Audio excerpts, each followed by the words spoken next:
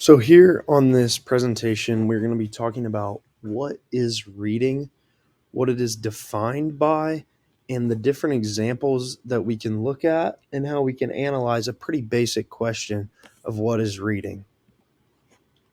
So, first, we do have the basic definition, which states that reading is the process of taking in the sense or meaning of symbols, often specifically those of a written language, by a means of sight or touch.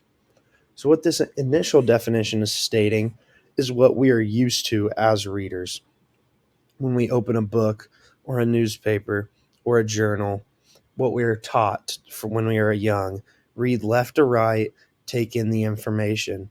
It's also talking about the meaning of symbols. For example, you see a yield sign, you know the symbol when you're driving, you yield. Stoplights, symbols. You see red, you know to stop. You see green, you go. You are constantly reading throughout the day, even if you're not staring at words.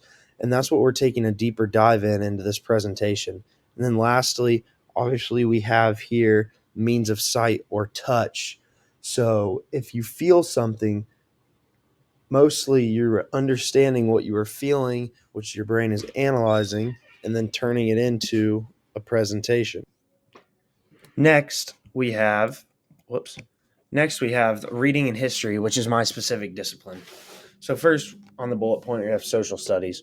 Reading and social studies may be as simple as in class opening up your history textbook and taking a leap into reading what all you're processing in the history book, whether that be the Declaration of Independence or Roanoke or Christopher Columbus, all of that basic stuff of just reading your history book and analyzing information.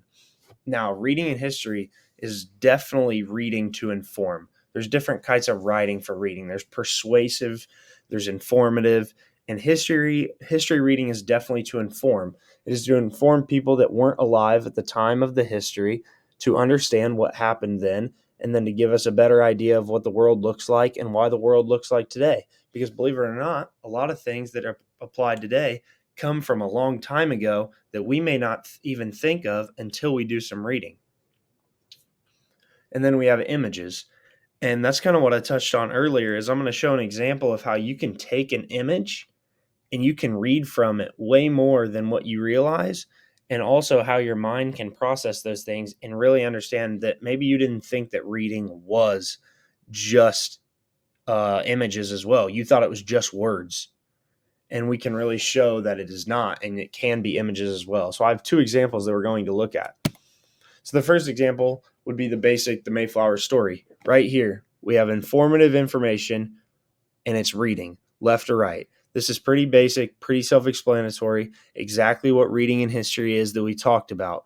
We're informed that the Mayflower set sail on September 16th of 1620. We are informed that more than 30 million people can trace their ancestry to the passengers. Pretty basic, informative writing. And now we can move on to this picture right here. So here, you look at this picture and you may not know exactly what's going on, but you can process it through reading. So here we see Ben Franklin, Thomas Jefferson, and John Adams. These are, as Ben Franklin is the elder of the Declaration of Independence, you can see them holding this document here, being prepared to sign it.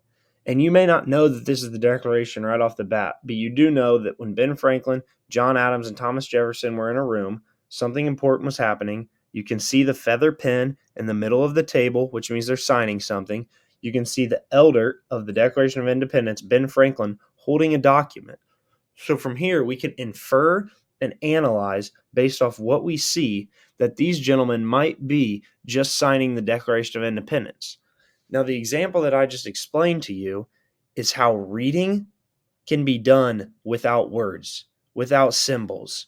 There are no symbols in this picture. There are no words in this picture. There are just items and people that you can take and give yourself a good understanding of what is happening. And so I think when you're asked the question, what is reading? If you're ever asked that again, really take a deeper dive into what that means and don't just say, oh, it's just looking at words and processing it. You got to understand that there is a lot that goes into reading, and how really cool it can be when you can take images like this and dissect it and dissect what you see and turn it into a pretty good explanation. And that is what I tried to provide in this example. So that will be it for my presentation. I appreciate